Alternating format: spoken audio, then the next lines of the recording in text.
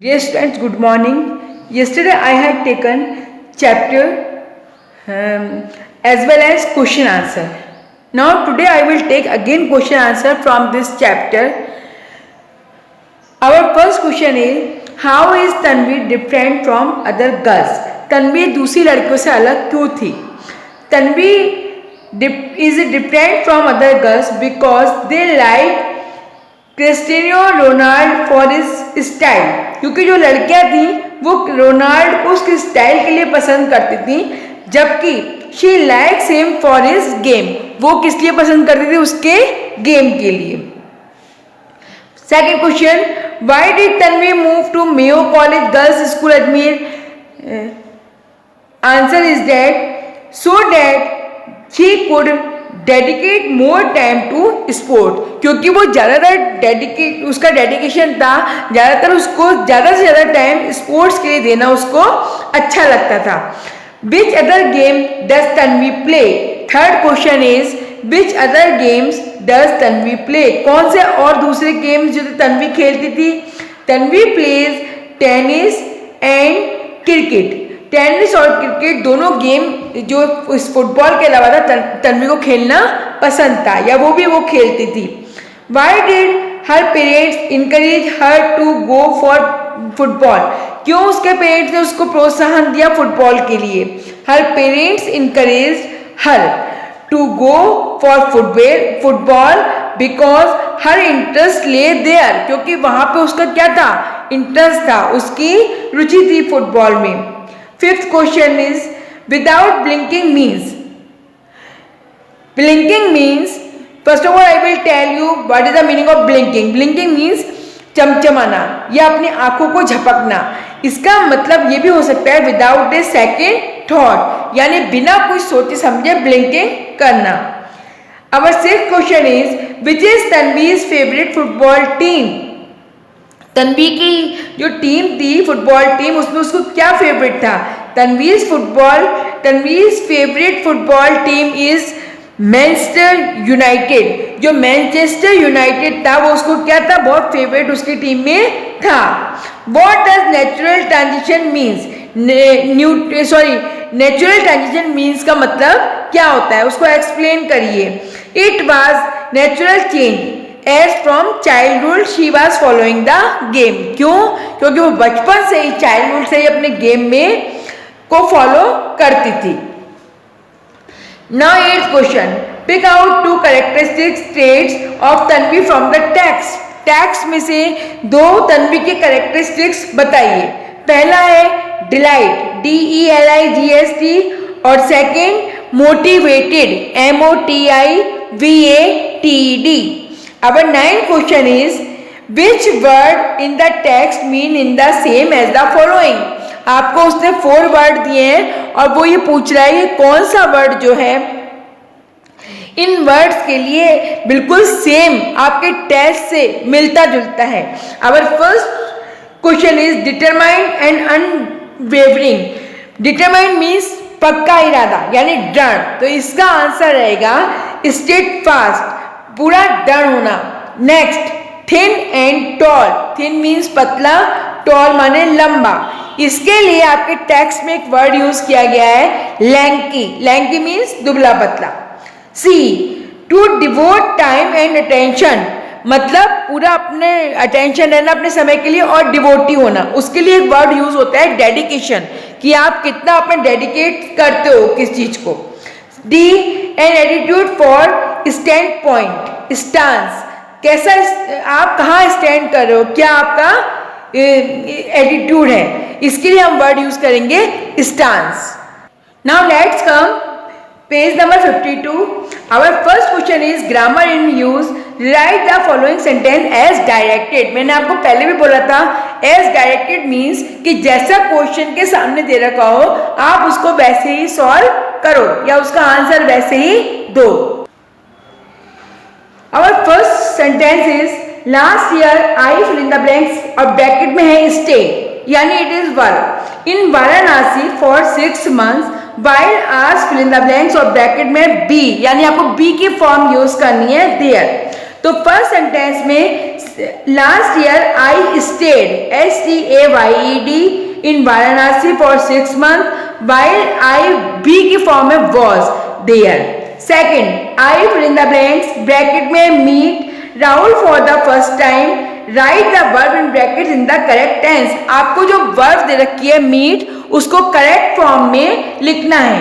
तो the correct answer is I met MET Rahul for the first time. Second, you haven't read this book fill in the blanks, at the appropriate question tag. यहाँ question tag लगाना है, मतलब कोई आपसे question पूछ रहा है तो आप लिखोगे हैव यू. क्या लिखोगे इसका answer? Have you. You haven't read this book, have you, और पीछे क्वेश्चन मार्क लग जाएगा.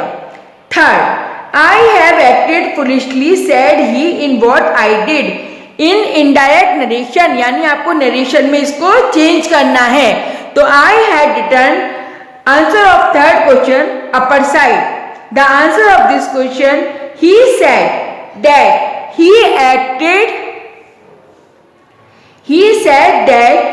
acted foolishly in what he had done. Fourth question, he lives fill in the blanks his father's money, fill in the blanks with appropriate word. यहाँ पे आपको appropriate word देना है, तो क्या word आएगा? On. He lives on his father money. Next, fifth, he struggled for 3 hours and then stopped trying. आपको क्या करना है? ये कह रहा है replace the word in italics by the correct form the verb give plus a preposition. give को रख के और उसके साथ में preposition रखो. तो हम क्या लिखेंगे इसका answer? He struggled for 3 hours and then gave up. और उसने उसको छोड़ दिया. Now come to the big question. Substitute one word for each the following. First है one who dies for one's principle or beliefs. जो अपने principal के लिए डाई होता है उसको बोलते हैं मार्टर. क्या बोलते हैं उसको? मार्टर. यानी अपने मार्टर मीन्स होता है अपने उस पे प्रिंसिपल के लिए, अपने उद्देश्य के लिए मरना. A work published after his author death posthumously. A work publish after it's author death, जब ऑथर की डेथ हो जाती है तो जो उसका वर्क पब्लिश होता है उसको बोलते हैं पोस्ट्यूमसली, यानी मरने के उपरांत होना. Descendant from parent to child, inherited. Inherited मतलब जो अपने माता पिता की जो कोई भी चीज होती है वो बच्चों में आना, इसका मतलब inherited. The story of one's own life, किसी के बारे में स्टोरी लिखना, autobiography. Next, a piece of land surrounded by water. Surrounded by water, एक जमीन का टुकड़ा, उसके चारों तरफ क्या हो? पानी हो. तो the correct answer of this question is island. Now our third question, question number C, correct the following. यहाँ पर आपको 10 सेंटेंसेस दिए हैं और जिसमें आपको कुछ ना कुछ करेक्शन करना है. तो our first sentence is, if you will run you will catch the train. तो here is wrong word will, यहाँ विल नहीं आएगा. The answer of this sentence is, if you run you will catch the train. Second, I am too glad to help you. यहाँ पे जो error है या जो मिस्टेक है वहाँ TOO नहीं आएगा. तो the correct answer is I am very glad to help you. Third, I am fed up of his evil ways. तो यहाँ his word is wrong. The correct answer is I am fed up of his evil ways. Fourth, he has only 2 brother-in-laws. तो the correct answer is he has only 2 brothers-in-laws. क्योंकि यहाँ 2 आ रहा है इसलिए brothers-in-laws. I am one of those person who cannot describe what I feel. I am one of those person who cannot describe what I feel. यहाँ I word wrong है, I के replace में आपको लिखना है they. तो the correct answer is I am one of those persons who cannot describe what they feel. 6. He has not bought some books. He has not bought some of the books. The correct answer is he has not bought some of the books. 7. Do not prevent the child to read. Do not prevent the child to read, यहाँ to read wrong है, the correct answer is do not prevent the child from reading. 8. I doubt that she will help you, यहाँ that नहीं आएगा, the correct answer I doubt she will help you।